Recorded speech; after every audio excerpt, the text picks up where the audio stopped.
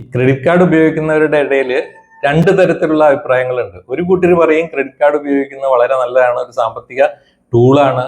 മറ്റൊരു കൂട്ടർ പറയും അത് നമ്മളെ ബാധ്യതയിലേക്ക് തള്ളിയിടുന്ന ഒരു കാര്യമാണ്, നമ്മൾ വലിയ ഇൻട്രസ്റ്റ് ഒക്കെ ചാർജ് ചെയ്യും, അത് ഉപയോഗിക്കുന്നത് ശരിയല്ല എന്ന് പറയുന്നുണ്ട്. അപ്പൊ ഈ രണ്ട് രീതിയിൽ ആളുകളുടെ അഭിപ്രായങ്ങളുണ്ട്. നമുക്കിന്ന് ഈ വീഡിയോയിലൂടെ ഈ ക്രെഡിറ്റ് കാർഡിനെ ഒന്ന് പരിചയപ്പെടാം. എന്താണ് ക്രെഡിറ്റ് കാർഡ്, എങ്ങനെയാണ് ക്രെഡിറ്റ് കാർഡ് വർക്ക് ചെയ്യുന്നത്, ക്രെഡിറ്റ് കാർഡിന്റെ മെച്ചങ്ങൾ എന്താണ്, ദോഷങ്ങൾ എന്താണ്, ക്രെഡിറ്റ് കാർഡ് എങ്ങനെ നല്ല രീതിയിൽ ഉപയോഗിക്കാം എന്നൊക്കെ നമുക്കൊന്ന് വിശദമായി പരിശോധിക്കാം.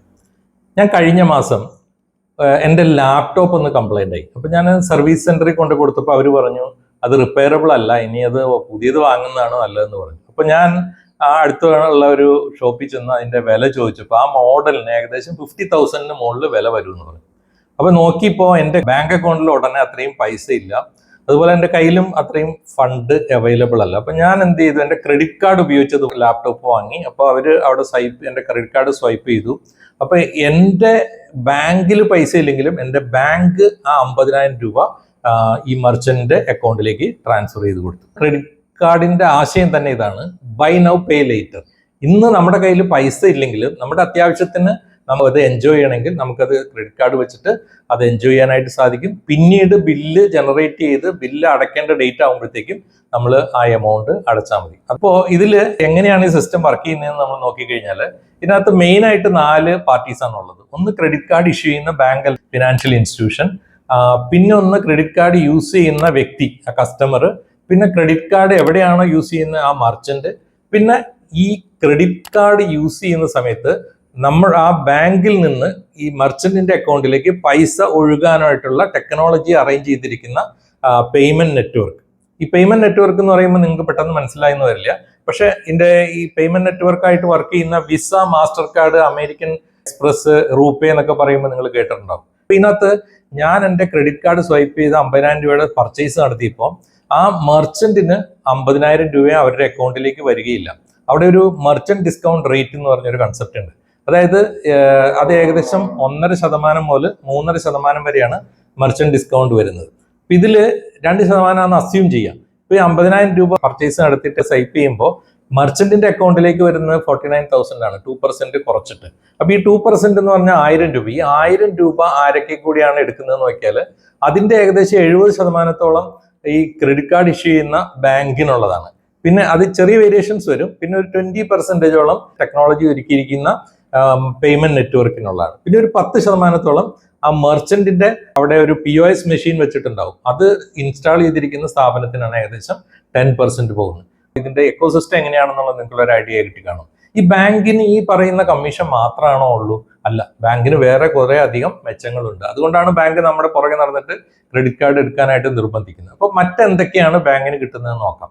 ഇപ്പൊ ഇതില് ഞാൻ ഈ 50,000 രൂപയുടെ പർച്ചേസ് നടത്തി കഴിഞ്ഞാൽ അടുത്ത മാസം ഈ ഇതിന്റെ ബില്ല് ജനറേറ്റ് ചെയ്യും, ക്രെഡിറ്റ് കാർഡിന്റെ ബില്ല് ജനറേറ്റ് ചെയ്യുകയും അതിൽ ആ കഴിഞ്ഞ മാസം എത്ര സ്പെൻഡ് വന്നോ ആ ബില്ല് ടോട്ടൽ എമൗണ്ട് അതിനകത്ത് വരികയും ചെയ്യും. ഇപ്പൊ എന്റെ കേസിൽ എല്ലാ മാസവും 3-ാം തീയതിയാണ് ബില്ല് ജനറേറ്റ് ചെയ്യുന്നത്. ഈ ഡേറ്റ് ഓരോ കാർഡിനനുസരിച്ച് വ്യത്യാസം ഉണ്ടാവും. എൻ്റെ കാർഡിൽ 3-ാം തീയതിയാണ് ജനറേറ്റ് ചെയ്യുന്നത്. ഈ 3-ാം തീയതി ബില്ല് ജനറേറ്റ് ചെയ്ത് എനിക്ക് മെയിലിലും എനിക്ക് മെസ്സേജുമായിട്ടും വരും. അതിൽ 3 കാര്യങ്ങൾ ആ സ്റ്റേറ്റ്മെന്റിൽ വരിക. ഒന്ന്, ടോട്ടൽ സ്പെൻഡ്. എൻ്റെ കേസിൽ ഇവിടെ 50,000 ആണ്. പിന്നെ minimum amount due, total amount due ഉണ്ടാവും, മിനിമം എമൗണ്ട് ഡ്യൂ ഉണ്ടാവും. മിനിമം എമൗണ്ട് ഡ്യൂ എന്ന് പറഞ്ഞാൽ ഈ ടോട്ടൽ സ്പെൻഡിന്റെ ഒരു 5% ഒക്കെ ആയിരിക്കും. അപ്പൊ ഇതിലിവിടെ 2,500 രൂപയൊക്കെ ആയിരിക്കും മിനിമം എമൗണ്ട് ഡ്യൂ. അതുപോലെ തന്നെ ഇത് അടയ്ക്കേണ്ട ഡേറ്റ് ഉണ്ടാവും. ഇപ്പൊ എന്റെ കേസിൽ 3-ാം തീയതി ജനറേറ്റ് ചെയ്യുന്ന ബില്ല് മാക്സിമം പോകാവുന്നത് 23-ാം തീയതി വരെയാണ്. ഞാൻ 23-ാം തീയതി ഈ 50,000 രൂപ അടച്ചിട്ടില്ലെങ്കിൽ ബാങ്ക് അതിന് 3% മുതൽ 4% വരെ മാസ പലിശ ചാർജ് ചെയ്യും. എന്ന് പറഞ്ഞാൽ ഇയർലി പലിശയാകുമ്പോൾ അത് 35 മുതൽ 45 വരെ ശതമാനം ഇൻട്രസ്റ്റ് ആയി. അത് ബാങ്കിനുള്ള ഒരു ഇൻകം ആണ്. അതുപോലെ തന്നെ ഞാൻ മുഴുവൻ എമൗണ്ട് അടയ്ക്കുന്നില്ല, മിനിമം എമൗണ്ട് അടയ്ക്കാം. മിനിമം എമൗണ്ട് അടച്ചാലും കാർഡിന് വാലിഡിറ്റി കണ്ടിന്യൂ ചെയ്യും. പക്ഷേ എനിക്ക് മിനിമം എമൗണ്ട് അടച്ച ബാക്കി എമൗണ്ടിന് ഈ പറഞ്ഞ രീതിയിലുള്ള 35 മുതൽ 45% വരെയുള്ള ഇൻട്രസ്റ്റ് ചാർജ് ചെയ്യും. അത് ബാങ്കിന് ഒരു ഇൻകം ആണ്. ഇത് മാത്രമല്ല, ബാങ്ക് ഈ ബില്ല് ജനറേറ്റ് ചെയ്ത ഉടനെ തന്നെ എനിക്ക് ഫോൺ കോള് അല്ലെങ്കിൽ മെസ്സേജുകൾ വരാൻ തുടങ്ങും. എന്താണ് സാർ, ഇത് EMI ആയിട്ട് കൺവേർട്ട് ചെയ്യുന്നുണ്ടോ എന്ന് ചോദിച്ചിട്ട്. അപ്പൊ എന്നെ സംബന്ധിച്ചിടത്തോളം EMI ആയിട്ട് കൺവേർട്ട് ചെയ്ത് അടയ്ക്കാൻ എളുപ്പമാണ്. അപ്പൊ ഞാൻ അതിന് വില്ലിംഗ് ആയി സമ്മതമാണെന്ന് പറഞ്ഞു കഴിഞ്ഞാൽ അത് ഒരു EMI ആയിട്ട് മാറ്റും. അപ്പൊ EMIയുടെ ഇൻട്രസ്റ്റും അതുപോലെ തന്നെ പ്രോസസ്സിംഗ് ഫീയും ഞാൻ അടയ്ക്കേണ്ടി വരും. അപ്പൊ അതും ബാങ്കിന് കിട്ടുന്ന ഒരു അഡീഷണൽ ഇൻകം ആണ്. പിന്നെ ഈ ബാങ്ക് കാർഡ് ഇഷ്യൂ ചെയ്യുമ്പോൾ തന്നെ ഒരു ആനുവൽ ഫീ ചാർജ് ചെയ്യുന്നുണ്ട്. അത് 500 രൂപ 1000 രൂപയൊക്കെ വരും. അത് കാർഡിന്റെ സൗകര്യങ്ങൾ അനുസരിച്ച് ആ എമൗണ്ട് കൂടുതൽ വരും. ചില കമ്പനികൾ അത് ഫ്രീ ആയിട്ടും ഇഷ്യൂ ചെയ്യുന്നുണ്ട്. അതൊരു ഇൻകം ആണ് ബാങ്കിന്. അതുപോലെ തന്നെ ഞാൻ ഈ കാർഡ് ഉപയോഗിച്ച് എനിക്ക് ATM നിന്ന് എൻ്റെ ക്രെഡിറ്റ് ലിമിറ്റിനുള്ളിൽ പൈസ വിഡ്രോ ചെയ്യാനുള്ള സൗകര്യമുണ്ട്. അപ്പൊ ഞാൻ ATM നിന്ന് പൈസ വിഡ്രോ ചെയ്യുകയാണെങ്കിൽ ആ വിഡ്രോ ചെയ്യുന്ന ഡേറ്റ് മുതൽ ഈ പറയുന്ന 35-40% വരെ വരുന്ന പലിശ ഞാൻ അതിന് കൊടുക്കേണ്ടി വരും. അതും ബാങ്കിന്റെ ഒരു ഇൻകം ആണ്. അതുപോലെ തന്നെ ഞാൻ ഈ കാർഡ് പുറത്തുള്ള ഏതെങ്കിലും രാജ്യത്ത് ഉപയോഗിക്കുകയാണെങ്കിൽ എനിക്ക് അതിനെ ഉപയോഗിക്കാനുള്ള സൗകര്യം ഉണ്ടെങ്കിൽ ഉപയോഗിക്കാം. അപ്പൊ ഞാൻ ഫോറിൻ ട്രാൻസാക്ഷൻ ഫീ കൊടുക്കേണ്ടി വരും. ഇതൊക്കെയാണ് ബാങ്കിന് കിട്ടുന്ന ഇൻകങ്ങൾ, ഇതിനകത്തുള്ള മെച്ചങ്ങൾ. അപ്പൊ ഇനി നമുക്ക് ഈ കാർഡ് ഉപയോഗിക്കുന്നത് കൊണ്ട് എനിക്ക് എന്തൊക്കെ മെച്ചങ്ങളുണ്ട്, കാർഡ് ഉപയോഗിക്കുന്ന വ്യക്തിക്ക് എന്തൊക്കെ മെച്ചങ്ങളുണ്ടെന്ന് നോക്കാം. ഒന്ന്, ആദ്യം പറഞ്ഞ പോലെ എൻ്റെ കയ്യിൽ പൈസ ഇല്ലെങ്കിലും എനിക്ക് കൺവീനിയൻ്റ് ആയിട്ട് ഈ കാർഡ് ഉപയോഗിച്ച് എപ്പോൾ വേണമെങ്കിലും എനിക്ക് ആവശ്യമുള്ള സാധനം, അത് സർവീസ് ആണെങ്കിലും എന്തെങ്കിലും സാധനം വാങ്ങുന്നതാണെങ്കിലും എനിക്ക് എൻജോയ് ചെയ്യാനായിട്ട് സാധിക്കും. അപ്പൊ അതിന് ഞാൻ എൻ്റെ കേസിൽ പറഞ്ഞു, എൻ്റെ ബില്ല് ജനറേറ്റ് ചെയ്യാൻ 3-ാം തീയതിയാണ്, എല്ലാ മാസവും 3-ാം തീയതിയാണ്.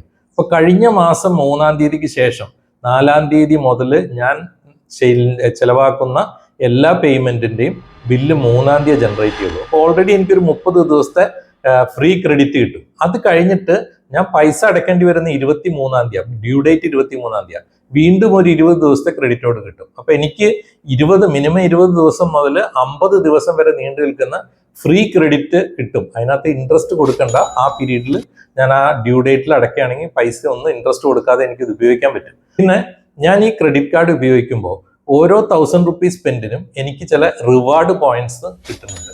ഈ റിവാർഡ് പോയിന്റ്സ് എനിക്ക് അക്യൂമുലേറ്റ് ചെയ്യുകയും അതെനിക്ക് വേറെ എന്തെങ്കിലും വാങ്ങാനായിട്ടോ അല്ലെങ്കിൽ മൂവി ടിക്കറ്റ് ആയിട്ടോ ഒക്കെ ഉപയോഗിക്കാനായിട്ട് സാധിക്കും. പലപ്പോഴും ചിലതിൽ ക്യാഷ് ബാക്ക് ഫെസിലിറ്റി ഉണ്ടാവും. അത് കൂടാതെ എനിക്ക് പല ഫ്രീ ബീസ് എൻ്റെ കാർഡിൽ എനിക്ക് ഓരോ ക്വാർട്ടറിലും ഒരു തവണ എയർപോർട്ട് ലോഞ്ച് ഫ്രീ ആയിട്ട് എൻജോയ് ചെയ്യാം.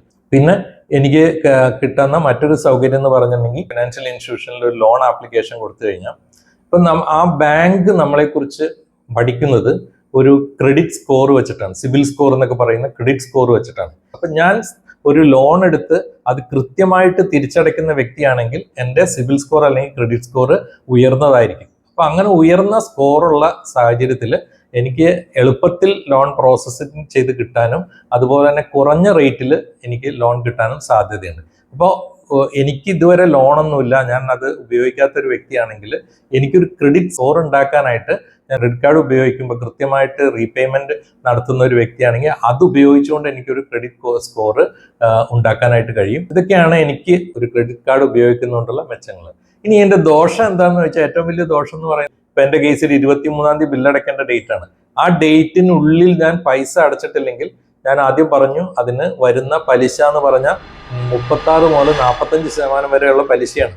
അത് ചെറിയ പലിശയൊന്നുമല്ല, വലിയ എമൗണ്ട് ആണ്. അതിൽ ഞാൻ മിനിമം എമൗണ്ട് അടയ്ക്കുന്നുള്ളൂ എങ്കിലും ഈ പറയുന്ന പലിശ വരും.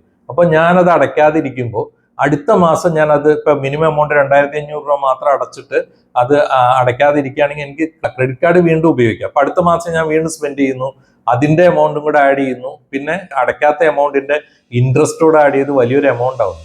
വീണ്ടും അടുത്ത തവണയും ഈ മിനിമം എമൗണ്ട് മാത്രമാണ് അടയ്ക്കുന്നതെങ്കിൽ ആ തുക വീണ്ടും കൂടിക്കൂടി അതൊരു വലിയ ബാധ്യതയായിട്ട് മാറും. എനിക്ക് അടയ്ക്കാൻ ബുദ്ധിമുട്ടുള്ള ഒരു സാഹചര്യത്തിലേക്ക് വരും. അപ്പൊ അങ്ങനെ നമ്മൾ കൃത്യമായിട്ട് അടയ്ക്കാതിരുന്നാൽ അത് നമ്മളെ സാമ്പത്തിക ബാധ്യതയിലേക്ക് കൊണ്ടുപോകുമെന്നുള്ളതാണ് ഇതിന്റെ ഏറ്റവും മോശമായിട്ടുള്ള ഒരു കാര്യം. അപ്പൊ ഇനി എങ്ങനെ ഒരു ക്രെഡിറ്റ് കാർഡ് ശരിയായിട്ട് യൂസ് ചെയ്യാം എന്ന് ചോദിക്കുകയാണെങ്കിൽ ഞാൻ 3 കാര്യങ്ങളാണ് ഇതിനകത്ത് പറയാൻ ഉദ്ദേശിക്കുന്നത്. ഒന്ന്, ഇതിന് അടയ്ക്കേണ്ട പൈസ കൃത്യമായിട്ട് അടയ്ക്കേണ്ട ഡേറ്റിനുള്ളിൽ തന്നെ അടയ്ക്കാം. ക്രെഡിറ്റ് ഇപ്പോൾ 23-ാം തീയതി എൻ്റെ കേസിൽ അടയ്ക്കേണ്ടതെന്ന് പറഞ്ഞാൽ 23-ാം തീയതി വരെ വെയിറ്റ് ചെയ്യാതെ അതിന് മുമ്പുള്ള ഒരു ഡേറ്റിൽ തന്നെ ആ എമൗണ്ട് അടച്ചു പോവുകയാണെങ്കിൽ അതിന് 2 രീതി ചെയ്യാം. ബാങ്കിൽ ഇൻസ്ട്രക്ഷൻ കൊടുത്ത് ഓട്ടോ ഡെബിറ്റ് സൗകര്യം ചെയ്യാം, അല്ലെങ്കിൽ എനിക്ക് ഒരു റിമൈൻഡർ സെറ്റ് ചെയ്തിട്ട് കൃത്യമായിട്ട് അതിന് മുമ്പുള്ള ഒരു ഡേറ്റിൽ അടച്ചുകൊണ്ട് പോയി കഴിഞ്ഞാൽ ബാധ്യതയിലേക്ക് പോകേണ്ട ഒരു സിറ്റുവേഷൻ വരില്ല. മറ്റൊരു കാര്യം, ക്രെഡിറ്റ് കാർഡ് വെച്ചിട്ട് ATM നിന്ന് ക്യാഷ് വിഡ്രോ ചെയ്താൽ അതിന് 3% മുതൽ 4% വരെ മാസ പലിശ കൊടുക്കേണ്ടി വരും. 4% എന്ന് പറഞ്ഞാൽ വാർഷിക പലിശയിൽ 35-45% വരും. അപ്പൊ കഴിയുന്നതും ക്രെഡിറ്റ് കാർഡ് ഉപയോഗിച്ച് ATM നിന്ന് പൈസ വിഡ്രോ ചെയ്യാതിരിക്കുക. ഇതാണ് സെക്കൻഡായിട്ട് നമ്മൾ ശ്രദ്ധിക്കേണ്ട കാര്യം. തേർഡ് കാര്യം എന്ന് പറയുന്നത് ഓരോ ക്രെഡിറ്റ് കാർഡിനും ഒരു ക്രെഡിറ്റ് ലിമിറ്റ് ഉണ്ട്. ഇപ്പൊ എന്റെ കാർഡിന് 5 ലക്ഷം രൂപയാണ് ക്രെഡിറ്റ് ലിമിറ്റ്. എനിക്ക് 5 ലക്ഷം രൂപ വരെ അതിനകത്ത് ഉപയോഗിക്കാം, അല്ലെങ്കിൽ 5 ലക്ഷം രൂപ വരെ വിഡ്രോ ചെയ്യാം. പക്ഷേ നമ്മൾ കൂടുതൽ എമൗണ്ട് വിഡ്രോ ചെയ്യുമ്പോൾ അത് ക്രെഡിറ്റ് സ്കോറിനെ ബാധിക്കും. അപ്പൊ എപ്പോഴും പറയുന്നത് 30% താഴെ നമ്മുടെ ക്രെഡിറ്റ് ലിമിറ്റ് എത്രയാണോ അതിന്റെ 30% മാത്രമേ യൂട്ടിലൈസ് ചെയ്യാൻ പാടുള്ളൂ എന്നാണ് പറയുന്നത്. അപ്പൊ അതിൽ കൂടുതൽ യൂട്ടിലൈസ് ചെയ്താൽ അത് ക്രെഡിറ്റ് സ്കോറിനെ അല്ലെങ്കിൽ സിവിൽ സ്കോറിനെ അഫക്റ്റ് ചെയ്യുകയും നമുക്ക് പിന്നീട് ഒരു ലോൺ എടുക്കേണ്ട സമയത്ത് അത് ചിലപ്പോൾ ബുദ്ധിമുട്ടുണ്ടാക്കുകയും ചെയ്യും. അപ്പോൾ ഈ 3 കാര്യങ്ങൾ ശ്രദ്ധിച്ചാൽ ക്രെഡിറ്റ് കാർഡ് നമുക്ക് നല്ല രീതിയിൽ യൂട്ടിലൈസ് ചെയ്യാനായിട്ട് പറ്റും. അപ്പോൾ എൻ്റെ അഭിപ്രായത്തിൽ നമുക്ക് ക്രെഡിറ്റ് കാർഡ് നല്ലൊരു സാമ്പത്തിക ടൂളാണ്.